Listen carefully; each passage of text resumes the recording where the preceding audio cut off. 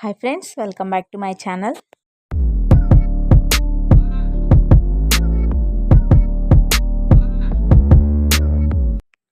ఈరోజు మన రెసిపీ వచ్చేసి సింపుల్గా రెస్టారెంట్ స్టైల్లో చికెన్ ఫ్రై ఎలా ప్రిపేర్ చేయాలనేది ఫుల్ రెసిపీ నేను ఈ వీడియోలో చూపించబోతున్నానండి. దీనికోసం ముందుగా మ్యారినేట్ చేయాల్సిన అవసరం లేదు, ప్లస్ ఎక్కువగా మసాలాలు కూడా యూజ్ చేయాల్సిన అవసరం లేదు. సింపుల్గా చాలా టేస్టీగా ప్రిపేర్ చేసుకోవచ్చు, అది ఇంట్లోనే అనమాట. ఇప్పుడు రెసిపీ ఏంటో చూసేద్దాం. ముందుగా నేనైతే నీట్గా క్లీన్ చేసుకున్న చికెన్ తీసుకున్నానండి. ఇది 1/2 కేజీకి కొంచెం ఎక్కువ ఉంటుంది, అంటే 3/4 కేజీ అలా ఉంటుంది.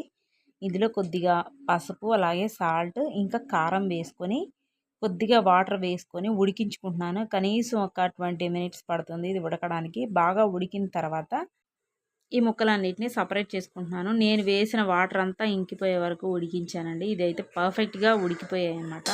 ఇప్పుడు ఒక ప్యాన్ పెట్టుకొని ఒక 4-5 గంటెల నూనె తీసుకోవాలండి. ఎక్కువగా ఆయిల్ అయితే పట్టదు, ఫ్రైకి కొద్దిగా ఆయిల్ వేసుకోవచ్చు. ఇందులో సన్నగా తరిగిన ఆనియన్, అలాగే ఒక మిర్చి వేసాను. ఇవి బాగా నూనెలో మగ్గిన తర్వాత, పచ్చివాసన పోయిన తర్వాత ఇందులో అల్లం వెల్లుల్లి పేస్ట్ 1 టేబుల్ స్పూన్ వేసాను. ఈ అల్లం వెల్లుల్లి పేస్ట్ కూడా బాగా పచ్చివాసన పోయే వరకు ఫ్రై అవ్వనివ్వాలి. ఇందులో మనం ముందుగా బాయిల్ చేసి ఉంచుకున్నాం కదండి చికెన్ ముక్కలు అనేవి, ఇప్పుడు డైరెక్ట్గా ఇందులో వేసేసుకోవడమేనమాట. ఇప్పుడు చికెన్ ముక్కల్ని బాగా కలుపుకోవాలి. అల్లం వెల్లుల్లి పేస్ట్ అనేది చికెన్ ముక్కలన్నిటికీ కలిసేలాగా బాగా కలుపుకోవాలి.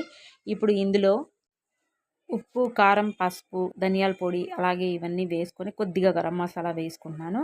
ఇంకా అంతకు మించి ఏం వేయాల్సిన అవసరం లేదండి. ఇవన్నీ వేసిన తర్వాత బాగా కలుపుకోవాలి. ఉప్పు సరిపోయిందో లేదో చెక్ చేసుకొని, సరిపోకపోతే కొద్దిగా వేసుకోండి.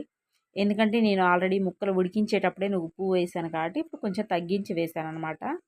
సో ఉప్పు, కారం అనేది పర్ఫెక్ట్గా సరిపోయింది. దీన్ని ఒక 10 మినిట్స్ అలా మగ్గనిచ్చిన తర్వాత ఇందులో 1 టమాటో వేసుకోవాలండి.